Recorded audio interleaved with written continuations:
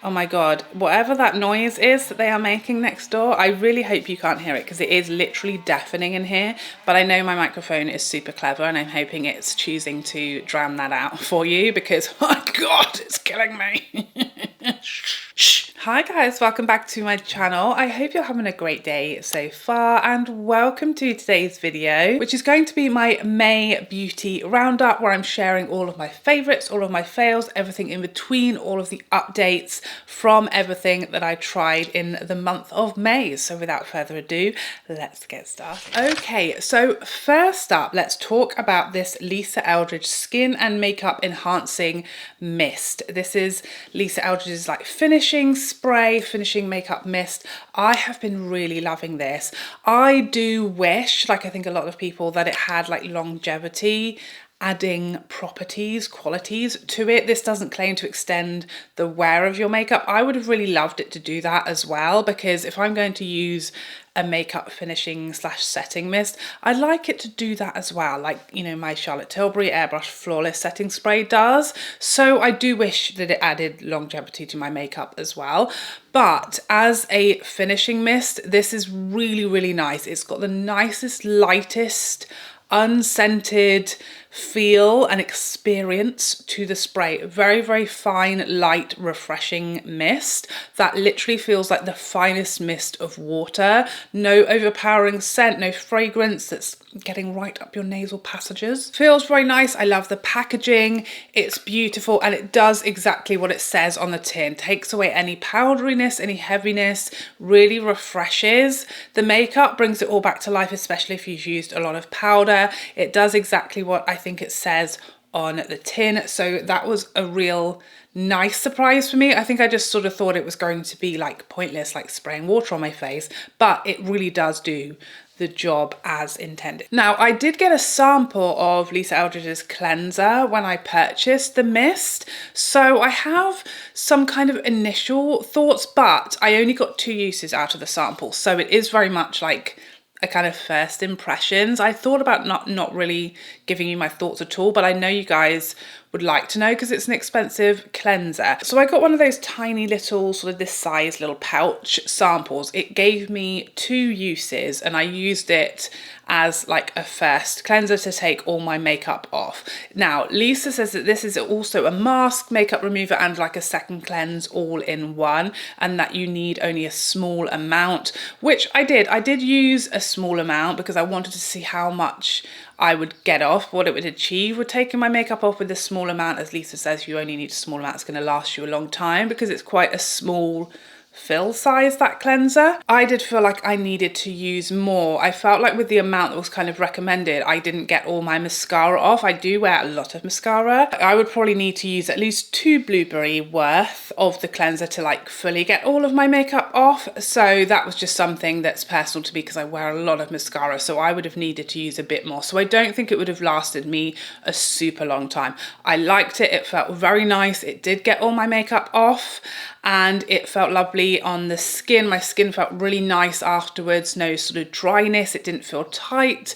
It felt beautiful. However, that being said, I didn't prefer it to like my Pharmacy balm or my MAC Cleanse Off oil. I feel like it did kind of an equal job to those two, and it is a lot more expensive. And I didn't really feel like I would use it as a first and second cleanse. I still feel like I want / need a second cleanse. So yeah, for me, I liked it, but I probably wouldn't purchase it. Next up for the skincare that I've been trying this month, the Tatcha Silk Serum. So this is a line smoothing, skin soothing serum with cranberry extract retinol alternative. Now I've been using this every night. It does say morning and night, which is a little strange because obviously you should only be using retinols or exfoliating ingredients / products in the evening because, you know, the sun and your skin. Not a good combo. So I've been using this as my nighttime serum and I really like it. It's so nice. I've taken a really long break from actives in my skincare routine, from retinols, from anything else that's really an active ingredient. And this was like my first step back into that area, and it's been lovely. I really like the texture. It works into the skin really nicely. I need one pump, which is a really small amount, and it's really been a perfect first step back into like the retinol arena. I haven't experienced any sensitivity or any issues with, you know, it just being too much for my skin. It hasn't given me any redness, no reaction, no irritation whatsoever, but I have noticed that sort of retinol exfoliated glow coming back to my skin. It's definitely not as potent as like retinol, like my Drunk Elephant retinol or some of the other more like strong, higher strength retinols, but it's definitely a nice first step. If you're someone who gets irritated by more potent retinols, this would be a perfect alternative. I really enjoyed it, and I think it was a really nice kind of step back. We're going back to the retinols. My skin is ready. We're getting back in there, and that was a perfect sort of middle step. Next up, a surprise hit for me. I was sent a load of Dr. Hauschka skincare, I think like a month ago, and this was one of the things that I've just hung on to and I haven't been using whatsoever. And then I just pulled it out. I can't even tell you why I did, but this is I forgot to tell you what it was. It's the Illuminating Fluid by Saskia Diaz. I pulled it out thinking this is just not something I really would use. And I put it on my bod, and oh my God, the drilling is so loud. It's so beautiful. This is such a perfect body glowy type of product. I haven't used this on my face yet. It says use alone as a luminous base as a highlighter on high points of the face or mix with foundation. I haven't tried that yet, but I'm going to. It has like no shimmer or glitter. It literally just looks like beautiful, glowy, hydrated skin. And I've been loving it on like my body, on my legs, now that summer is here and we're getting our legs out for the ladies. It's beautiful, really, really nice natural glow without like adding a colour, without being like metallic or glittery and leaving that shimmer all over you and all over your hands. It's just pretty luminosity, loving it. Now I tried 2 new fragrances this month. First up, Love Don't Be Shy Eau Fraiche from Kilian. Now this was one that I've been dreaming of getting my mitts on for years. It was a limited edition a few years ago. It sold out. It was a big hit. Everybody loved it. Apparently Rihanna bought all of the stock for everybody. And so when I saw this was coming back, I was really excited. I love the bottle, like the sort of frosted matte bottle. I love that. This, if you are a fan of Love, this very much has the original Love DNA, but it's lighter, fresher, and a little greener. I think if you don't like Love, you aren't going to like this. It's very similar. It's just sort of nuances that are slightly different. It's not quite as potent beast mode performance, which is obviously why it's called Eau Fraiche. It's the lighter, fresher version of Love, more office appropriate, better for summer months, perfect sort of warm weather version of Love, lighter and a little fresher. I've been really enjoying it. It's really nice to be able to wear this kind of sweeter, more feminine, girly, sweet confection type of fragrance without it being like you can't breathe and it's very cloying and it turns very heavy and sickly and gives you a headache. It's got that enough lightness and green quality to it to be wearable in the summer, which I'm really enjoying it. Longevity is good, but the sillage is definitely a closer to the body experience than Love or Can't Stop Loving You. Those two are definitely a bit more beast mode as far as the sillage. The second fragrance I picked up is this Soleil de Jeddah Mango Kiss from Stephane Humbert Lucas. This became an instant favourite. It's so beautiful. It's very tropical. It has mango and coconut in there, but it's also musky and it's kind of sweet, but it's also kind of warming and cozy as well. It's like a perfect sort of balance between being a warm, spicy, ambery type of scent, but also being like tropical and fruity enough to wear in summer and be like a holiday fragrance. The performance of this one, just like God of Fire, is incredible. Sillage, longevity, amazing. The quality is amazing. The bottle is stunning. It's everything I hoped it was going to be and more, and it's certainly something that also is very different to anything else I already owned. If you have tried and loved God of Fire, you absolutely will love this one as well. That's not to say that they are like similar as fragrances, but I feel like you can smell this is from the same house as God of Fire. It's got that same like Stephane Humbert Lucas DNA in there. You can tell this is their scent, and it's got the same vibe, but completely different note profile. This is definitely a bit smokier, muskier, like warmer, less fruity, but still such a perfect summery scent. Maybe more like evenings in summer, but oh, addictive, just delightful. Next up, let's talk about this mascara that I picked up from Charlotte Tilbury. This is my regular mascara that I always use, the Push Up Lashes Pillow Talk mascara in the Dream Pop shade. So this is their sort of burgundy shade. I think they call it burgundy brown, which is the perfect description. I didn't think I was going to like this. And I think the first couple of times I used it, I just felt my lashes were getting lost because they weren't sort of black and like strong enough to show against, you know, more of an eyeshadow look. And I felt like it was just getting lost. My lashes were getting lost. You couldn't really see the mascara. You couldn't really see my lashes. And then I started using this with more subtle, neutral, everyday eyeshadow looks, and it's so pretty. I've had so many compliments. I didn't think you could really notice it either. I don't know if it was one of those things that if you know it's a different colour you would notice, but I didn't expect anyone to notice. I've had so many compliments, so many people saying, oh my gosh, your mascara is amazing, and asking me about it. I think it's so pretty.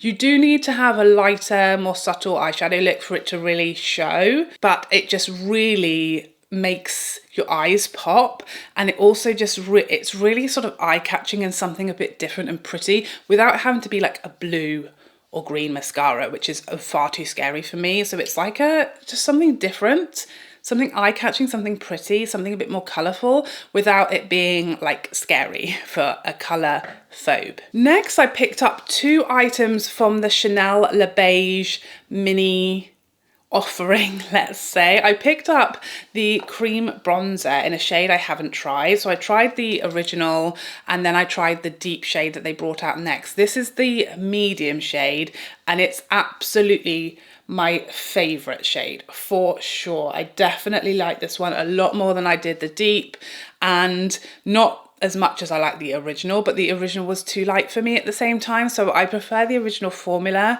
but this shade is the perfect shade for me. And it's just the perfect little travel size. I quite like this formula. It's not terrible. It's not as good as the original, but the shade kind of balances it out. So I have been really enjoying that, and it's perfect. It's obviously coming on holiday with me, perfect for travel, perfect for taking it away with you, and such an easygoing product. Like, you don't need a lot. It's very natural on the skin. It wears nicely, very easy to work with. So yeah, I was pretty happy with it, to be honest. I also picked up one of the lipsticks. This is the shade Destination 174. It's like a classic nude, shiny finish, balmy formula, very natural. This has literally been living in my handbag because it's just such a perfect handbag lipstick. You know, shiny, comfortable, don't need a mirror to apply it, really feels nice on the lips, very natural, very pretty colour,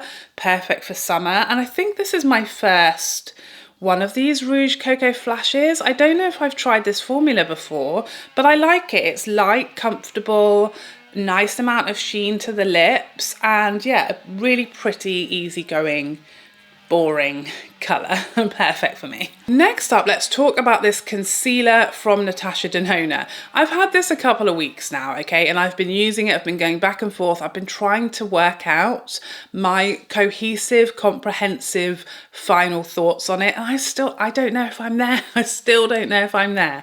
It's a confusing one, okay. What I have found is that it's definitely one that is best used for me with a beauty blender versus versus a brush. I've definitely found much better results, much less creasing with a beauty blender than I did with a brush. However, that does cause you to lose a little bit of the coverage. So today I used this with my beauty blender and I can still see like darkness showing through, but there's less creasing.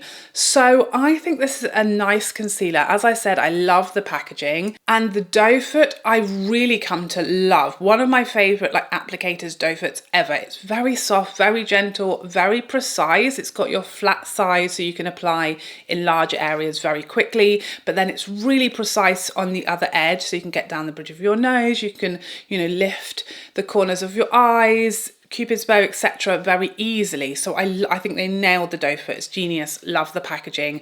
It's got a very nice, light, thin, creamy consistency, which I really like. I like the shade. It wears nicely. It's got a decent amount of coverage, but it's not. With a beauty blender, it's more like a medium. And if I build it again, I feel like then you get a bit more creasing. So I like it. It's not become like a love holy grail, but I do like it. I think it's decent, and yeah, I'm going to keep using it in different ways, but it's decent. It's not a fail. It's also not like a new holy grail top of my list. I feel like it slightly feels a bit heavier than some of my other concealers under the eye, and yeah, there's just little sneaky little things I don't love about it, but it's certainly a decent concealer. And I feel like people who don't need or don't want as much coverage as I do under my eyes to like correct there, I feel like you'll probably enjoy it much more because you could use less, use a sponge, you won't then get the creasing and you won't need the extra coverage that you'll lose applying it that way. So it's really going to depend on you, what your preferences are and how much coverage you want, etc., as to how you're going to get on with this, because I have noticed people hating it and people loving it, and people like me who are kind of like in between the two. So it is going to be very personal how I think this works on you, depending on what you're dealing with under there, you know. Next, I was sent this month a couple of products from Merit Beauty. They let me choose a couple of products to try, which was great. So I picked, of course, their bronzer stick and their blush, because I feel like those are the two products that everybody raves about. So those were, you know, the ones that I wanted to try. I picked up the shade Clay in their stick bronzer, which is a little light for me. I wish I had gone like a shade darker, but I really didn't know, you know, how pigmented they were going to be. And then I got the shade Persimmon in their blush. So obviously these are cream products. Merit Beauty are kind of, you know, a cream expert type of brand. What I found amazing about these products, they're very thin. Typically that's like a red flag for me when I go for cream products. If they're really like thin and sort of balmy feeling, typically that means they're going to lift up my base. That's kind of how it goes. The first time these popped through the door, I'd already like had a whole day and I had a full face of makeup on, but I just wanted to see what the color looked like. So I just literally rubbed this on my cheek, knowing it was going to cause a disaster, just to see what the color was like. And it didn't. It literally blended beautifully. It didn't pick up my foundation, and I was amazed. Okay, that was amazing. I was shook to my core. They have a really nice thin light consistency and texture, and they stay super natural on the skin, really easy to blend out. And despite that sort of thinner, balmier consistency, they work so beautifully on top of foundation. They didn't move anything and everything went on top of it beautifully as well. The bronzer is a bit light for me, so I feel like it kind of disappears into my skin tone when I blend it out. It's very much barely visible, but the texture and everything and the formula I really enjoy and really like. The finish is that like juicy summery skin. So yeah, my first impressions of the brand was really good. The packaging does feel very light, so that is one thing that I noticed. It is much lighter packaging, so you know, it does the job. Really travel friendly so far. Great first impressions of the brand, so thank you to you guys for recommending I try it, because I don't know if I was pleasantly surprised, because I did expect it to be great, because I have heard only great things. Next up, MAC sent me some of their bronzers this month. They brought out a whole range of matte bronzers and a whole range of radiant bronzers. Unfortunately, the radiant bronzer shade that they sent me was the deepest one, and so I just can't use it even for review purposes to sort of see how I like the formula. So I actually gifted that to one of my Instagram friends who has a deeper skin tone so that she can use it, because I wasn't going to be able to. This is the shade that I have been able to use. This is the shade Light Golden in the matte. Now you can see it's built up here and it is still very subtle, but I was able to use this a few times just to see how I liked it, although the shade is probably a little lighter than I would need, a little warmer than I typically go for. It's such a nice, smooth, light, velvety bronzer, really buildable, but without ever becoming heavy or powdery on the skin. It's really light in texture as well, very, very smooth, very finely milled, really, really nice bronzer. It hasn't made it into like my top drawer. Mostly, I guess, because of the shade being too light for me and just a little too warm in comparison to like my favourite bronzers. But it is a nice formula and the packaging is delightful. Something that has really knocked my socks off from that collection was the brush, which I didn't even know that I would have used, because I have some great bronzer brushes that I love. This is 143S. This is the brush that came with the bronzer collection that they sent me. I love this brush. It's so nice. It's really soft. It's quite dense, but the shape of it kind of allows you to do the work as well. You know, you can build and blend, and it's like a workhorse. It's got such a nice narrower shape, so you can keep your bronzer a bit more sculpted. And I was really, really pleasantly surprised that I love this brush. I thought it would just kind of use it once and then it would go into the brush graveyard, but I really like it and it's gone straight on my desk. So yeah, this was the hit of the collection for me. Such a good kind of sculpting bronzer brush. Love it. Next, let's talk about this little from Pat McGrath. Oh, she's so cute. I love it. Now, I fully purchased this for review purposes. One, I've never tried one of these little mini palettes from Pat, and two, it's obviously a very unnecessary colour story. Like if you have like more than 2 eyeshadow palettes, you've certainly got these colours, and I have, you know, plenty of eyeshadow palettes from Pat McGrath, so I've certainly got these shades from the brand, absolutely. But I wanted to try the formulas, I wanted to see how small they were, and I just wanted to review this palette. You know, releases at the time were thin on the ground that I could get hold of, so I thought, you know, what the heck, I'll pick it up and we'll see how we do. A very, you know, done colour story for sure. I love this little palette. It was a real pleasant surprise to me. I just thought, you know, it's tiny, it's useless. It's perfect for travel. You can just literally, the mattes in here are perfect. They're just the perfect little trio for transition shades, smoking something up. Literally, I would do these 2 shades and we're done for the day. It's really versatile for a teeny little 6-pan.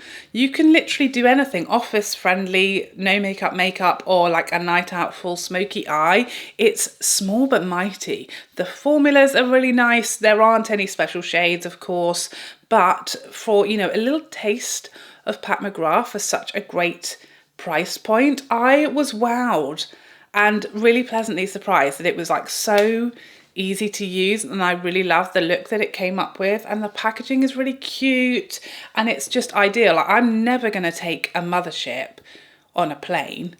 I don't even want to take it in the car, you know. So to have, you know, a little diddy palette from Pat McGrath that I actually feel like okay traveling with was ideal for me. It literally just does the job it's created to do perfectly. So those mini palettes are on my radar now. Who knew? Next, let's talk about the Victoria Beckham Contour Stylus. Such a fancy word for a crayon. Now, as I said in my review, you get a very stingy amount in this contour stylus. You get 1.1 grams of product for a hefty price tag. It's a lot of money for not a lot of product in return. Stingy, some would say. I would be one of them. So that's disappointing. The stick itself, however, I love it. I wish that wasn't true. I wish I hated it because it's, you know, so expensive for the amount of product that you get. But that aside, if you can, put it to one side. It's amazing. I love it. I used it today. What I said in my review, you know, I did kind of like a line to contour my forehead and then it just sort of disappeared. It didn't quite, you know, make it to my hairline. So I had a bit of a weird vibe. But what I've been doing is sort of scribbling, like almost colouring in the edges of the forehead. And now that works perfectly. In my review, as I said, my nose, I never contour my nose, and this makes it a piece of cake. Even if you make a complete hash of it, it somehow makes it look good. I always liked it for my cheekbones. It's super easy to blend. It's super easy to use. I like everything about it. The shade is perfect. I love everything about it other than the amount of product that you get. But unfortunately, everything else is great. So, God, I'm so sorry. Should we all just pretend that I hate it? Let's just forget you heard that last bit. It's rubbish. You don't need it. It's useless. I hate it. It's terrible. Don't worry about it. And lastly, but by no means leastly, let's talk about the Charlotte Tilbury Lovegasm collection. First up, this palette. Be still, my beating heart. She is delightful. Now, obviously, I already did a review on this palette, so you guys know I love it. I loved the original one.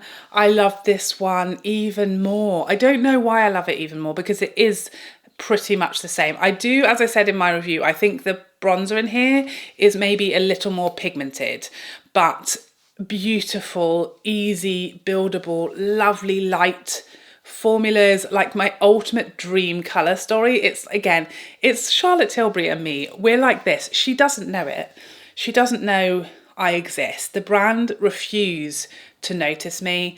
They just don't want to know. Even though my name is Charlotte, I feel rejected, but I continue to love them from afar as a stranger.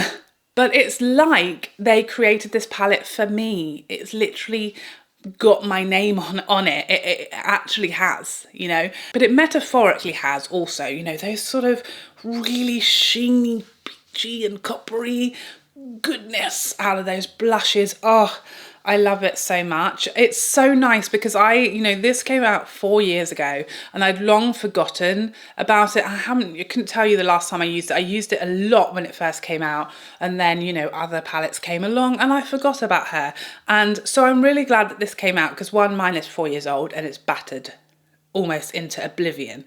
So now a fresh, juicy new one, delightful. It's, I mean, if you like Charlotte Tilbury and you're a face palette kind of person, you literally cannot go wrong. It's so beautiful. Every product in there.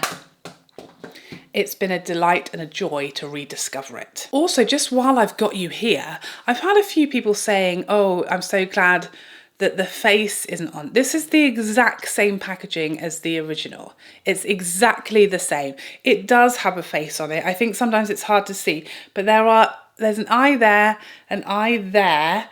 There's the nose and the mouth is here. It still has the exact same packaging. I don't know if you can see. Can you see the face? It's eye, nose, mouth.